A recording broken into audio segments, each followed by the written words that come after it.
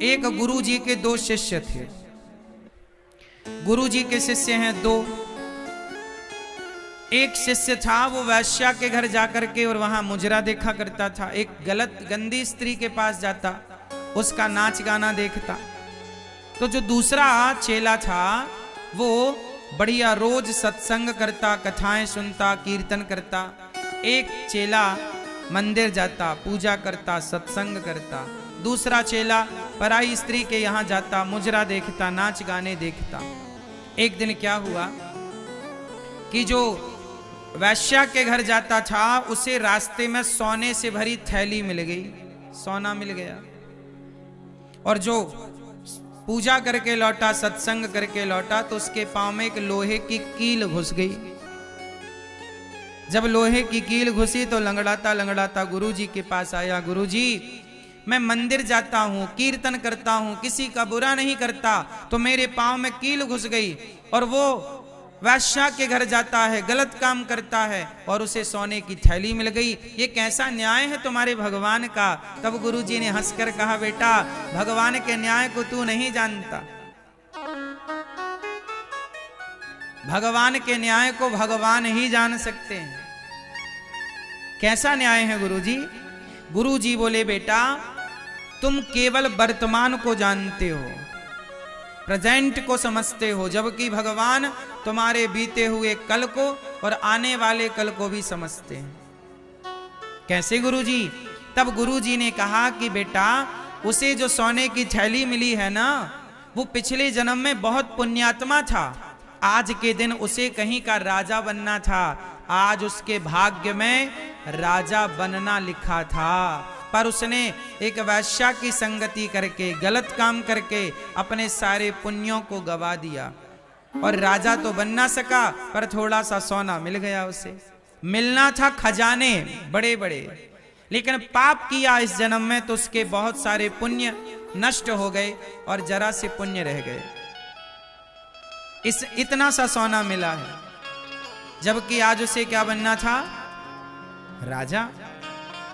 और जो तुम हो ना, आज तुम्हारी जीवन लीला समाप्त होने वाली थी, आज तुम्हारी मृत्यु होने वाली थी, पर तुम भगवान के भक्त हो तो भगवान ने तुम्हारी भक्ति को देखकर, तुम्हारी शरणागति स्वीकार करके, तुम्हारी मृत्यु को भगवान ने कृपा करके एक लोहे की कील में तब्दील कर दिया।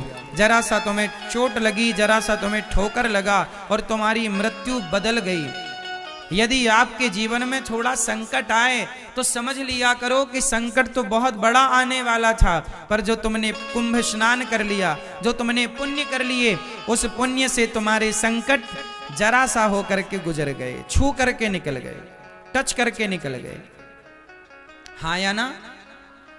तो भक्ति का हमें फल मिलता ही मिलता है, निश्चिंत रहिएगा। अच्छा बताओ, द्रौपदी ने भगवान कृष्ण की कलाई में अपनी साड़ी के पल्लू को फाड़कर कुछ हिस्सा ही तो बांधा था, कुछ धागे ही तो बांधे थे। हाँ या ना? धागा बांध दिया ना द्रौपदी ने। कन्हैया की जब कलाई पर चोट लगी तो तुरंत द्रौपदी ने साड़ी फाड़ी और कन्हैया की कलाई पर लपेट दिया। कन्हैया ने कहा, बहन, तुमने अपनी महंगी साड़ी मेरी कलाई के बहते खून को रोकने के लिए बांधी है। यदि तुम्हारे जीवन में कभी संकट आया तो जितने धागे तुमने मुझे दिए हैं बहना, एक एक धागे की कीमत चुकाने आऊंगा जरूर। मैं तुम्हारा ऋणी हो गया। देखो जरा, धागे की कीमत चुकाई कि नहीं? भगवान कभी किसी का ऋण लेते नहीं। यदि आप भगवान को कुछ देते हैं तो भगवान उसका सवाया कई गुना करके वापिस करते हैं। इसलिए कहता हूं कि जीवन में चाहे होनी होए अनहोनी होए, भगवान के आश्रित रहिएगा। ये सब खेल उसी का है। मेरा जीवन और मेरी मृत्यु किसके हाथ में है? बोलो। 6 चीजें भगवान के हाथ में होती हैं। कौन कौन सी? हानि लाभ जीवन मरण, यश अपयश विधि हाथ। 6 चीजें भगवान के हाथ में है। हानि, बोलो हानि, बोलो हानि, लाभ, जीवन, मरण, यश, अपयश। किसके हाथ में है? भगवान के हाथ। इसलिए कहता हूं कि जीवन में हानि होए तो परेशान ना होइए। हानि उतनी ही होगी जितनी होनी है। लाभ कितना भी प्रयास कर लो, लाभ उतना ही होगा जितना विधि ने, विधाता ने तय कर रखा है। हानि लाभ ईश्वर के हाथ में। मेहनत आपके हाथ में, मेहनत तुम करो।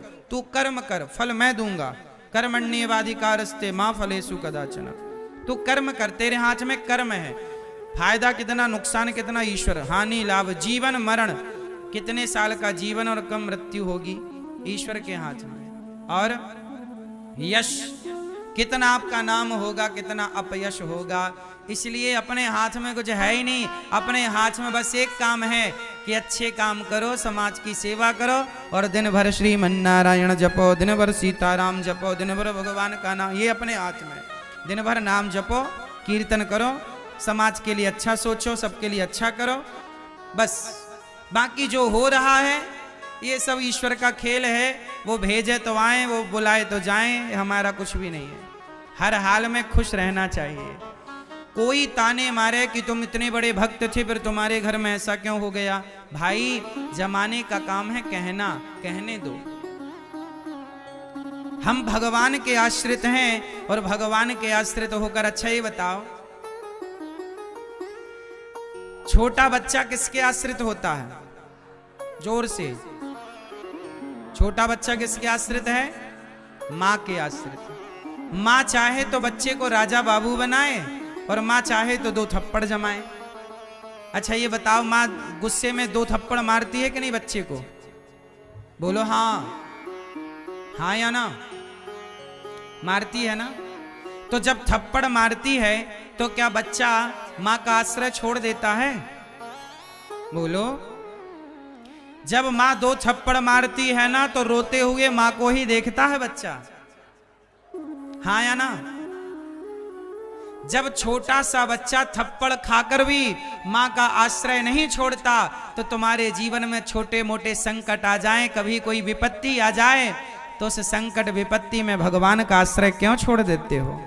रोते हुए भी उस ईश्वर की ओर ही देखो कि प्रभु आपके सिवा हमारा कौन है। 2 थप्पड़ मारती है माँ तो प्यार भी तो करती है, वही तो राजा बाबू भी बनाती है। ऐसे ही है, जो भक्त जीवन में थोड़ा संकट पाकर भगवान से दूर हो जाते हैं, भगवान फिर उन्हें राजा बाबू नहीं बनाते। और जो दुख विपत्ति पर भी भगवान के चरणों से लिपटे रहते हैं, भगवान उन्हें राजा बाबू बना देते हैं, भगवान उन्हें बड़ा बना देते हैं। ये मेरे आश्रित है। आप भी यदि जीवन में भगवान के आश्रित रहेंगे तो आप सबसे सुखी रहेंगे। आप दुखी इसलिए होते हैं, आप परेशान इसलिए होते हैं क्योंकि आप भगवान का आश्रय छोड़ देते हैं और हर क्षण। अच्छा ये बताओ, जीवन में मुसीबत संकट आता है कि नहीं? परेशानियां तो आती है ना। कुछ लोग आपके पड़ोसी, समाज जानते हो क्या ताने मारता है? एक मैया का बेटा भगवान के घर चला गया तो लोगों ने ताने मारे, लोगों ने कहा रे तुम तो बहुत बड़े भक्त थी, तो बताओ तुम भक्त थी तो तुम्हारा बेटा भगवान के घर क्यों चला गया? तुम तो भगवान की बड़ी पूजा करती थी। अच्छा देखो, यदि भक्तों के घर कोई दुख आ जाए ना तो दुनिया ये बात जरूर कहता है कि तुम तो बहुत बड़े भक्त थे, तुम्हारे ऊपर ये संकट क्यों आ गया? तुमने तो भगवान की बहुत पूजा की, तुमने तो बहुत व्रत जप तप किए, सदा अच्छे मार्ग पर चले, फिर तुम्हारे घर में ये संकट क्यों? ऐसा क्यों हुआ? कभी किसी भक्त पर कोई संकट मुसीबत आ जाए तो जमाना ये सवाल जरूर करता है कि तुम पर ये संकट क्यों, तुम पर ये मुसीबत क्यों? तो मैं आपको बताऊं, जमाना भले आपको कहे कि तुम पर ये संकट क्यों, लेकिन मैं आपको बताऊं कि जमाना ये बात समझ नहीं सकता। जो भगवान के आश्रित होता है देखो आश्रित होने का प्रमाण क्या है। आप लोगों ने नरसिंह जी का नाम तो सुना होगा। नरसिंह मेहता, जिनकी बेटी के यहां मायरा भरने स्वयं भगवान आए थे।